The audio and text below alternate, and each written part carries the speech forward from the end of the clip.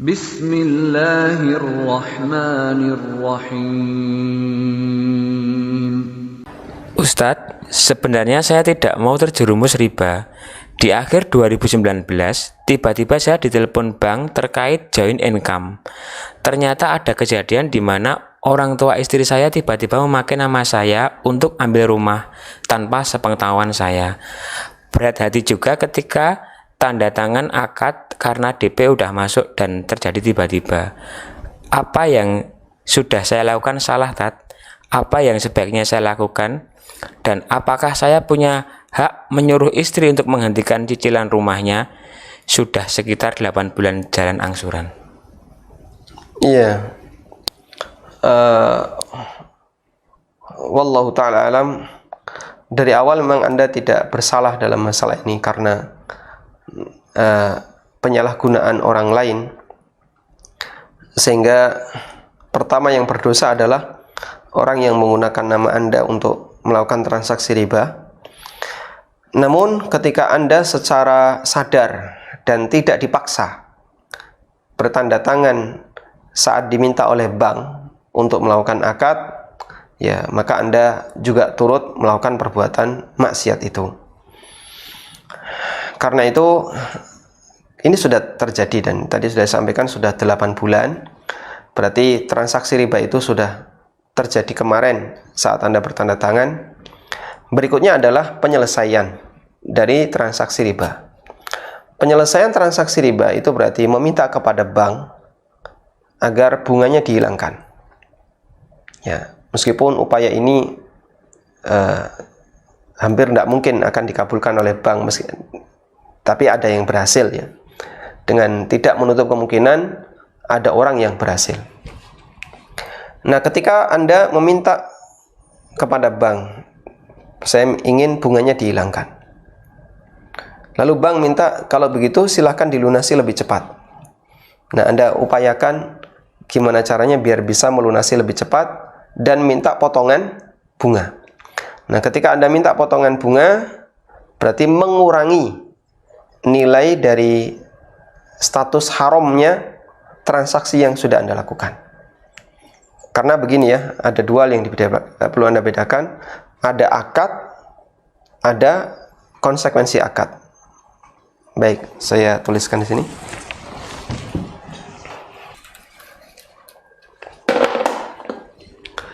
Di ini dua hal yang perlu Anda bedakan, ada akad riba, akad utang piutang riba.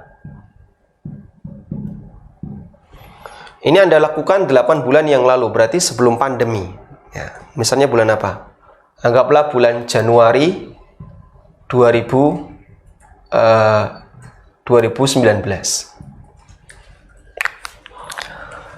Sekarang sudah berlalu dan kita berada di September. Kita berada di September 2020. Baik. Nah, yang terjadi di sini adalah selama perjalanan akad, Anda itu bayar cicilan. Cicilan 1, cicilan 2, cicilan 3, cicilan 4, dan tidak tahu lagi kapan cicilan itu akan berakhir sampai akhir dari cicilan Anda di bank. Sudah? Ini dosa di masa silam. Tidak bisa dibatalkan. Karena sudah terjadi dulu waktu Anda tanda tangan. Sehingga cara tobat untuk ini adalah memohon ampun kepada Allah. Ini ditutupi dengan taubat. Mohon ampun kepada Allah karena sudah melakukan kesalahan di masa silam. Kemudian dosa-dosa berikutnya masih ada di sini. Karena apa? Setiap C1, C2, C3, C4 dan seterusnya itu kan sama dengan bayar pokok plus bunga.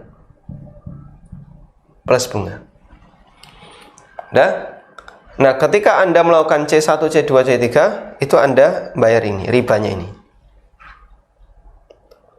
Di sini ada dosa yang kedua, bentuknya adalah memberi makan riba. Ini dosanya memberi makan riba. C1, C2, cicilan 3, dan seterusnya sampai CN, ini sama dengan memberi makan riba.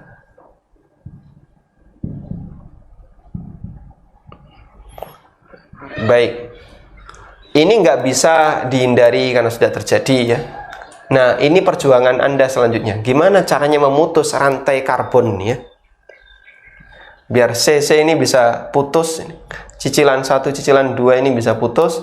Gimana caranya? Berarti kan Anda minta kepada bank agar nggak ada ini. Ini bisa nggak dibuang? Tinggal bayar pokoknya saja. Ya. Insya Allah bank Thayyib, kalau bank Thayyib mau ya. Ini masalahnya bank konven atau bank yang masih ribawi. Tidak mungkin dia mau, pasti dia akan minta ini. Berarti yang perlu dilakukan adalah percepatan. Gimana caranya? Biar langsung berhenti di sini, Anda selesaikan kredit itu sehingga bunga yang ada di sini nggak masuk. Nah, biasanya bank kan pakai sistem itu ya. Cuman saya tidak tahu bank apa yang berkasus dengan Anda. Kalau konven, percepatan ini justru nanti akan menambah penalti. Kalau syariah, betul CC itu ada pokok dan bunga, dan percepatan ini nanti menghilangkan bunga yang ada di sini. Sehingga di sini Anda tinggal bayar pokoknya saja. Nah, selanjutnya silakan Anda perjuangkan gimana caranya biar Anda bisa dapat dana yang jumlahnya besar untuk menutupi pokok di sini. Nah, ini juga berat ya. Nah, kita sudah berusaha melakukan seperti itu dengan membuat sebuah lembaga yang disebut dengan IBR ya. Indonesia Bersih Riba, bersihriba.com webnya, dan itu di bawah YAI, Yayasan Amal Abadi Indonesia. Cuman ternyata Masya Allah, effort yang harus dikeluarkan sangat besar. Ada kasus di sana, kasus di sana, kasus di sana, dan dana yang kita miliki tidak banyak. Apalagi dalam kondisi pandemi seperti ini, banyak orang butuh duit. Kalau dulu ketika orang punya sisa harta ditabung di IBR, lalu IBR memanfaatkan untuk diberikan utang dan dipakai untuk nutupi utang-utang yang minor, tapi ya yang kecil-kecil, ke rentenir-rentenir ya, yang nilainya nggak sampai ratusan juta, nilainya belasan dan seterusnya, kita tutupi. Sekarang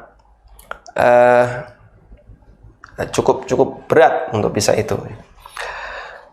Namun kita tetap berharap semoga kerjasama yang baik antar sama kaum muslimin sehingga bisa mewujudkan model-model seperti ini bisa kita lakukan. Memutus rantai karbon biar nggak terlalu panjang ya, dengan cara segera dilunasi utangnya sehingga bunga yang ada di sebelah kanan ini sudah nggak ada lagi diberlakukan. Wallahu a'lam. وَلْتَكُنْ مِنْكُمْ أُمَّةٌ يَدْعُونَ إِلَى الْخَيْرِ وَيَأْمُرُونَ بِالْمَعْرُوفِ وَيَنْهَوْنَ عَنِ الْمُنْكَرِ وَأُولَئِكَ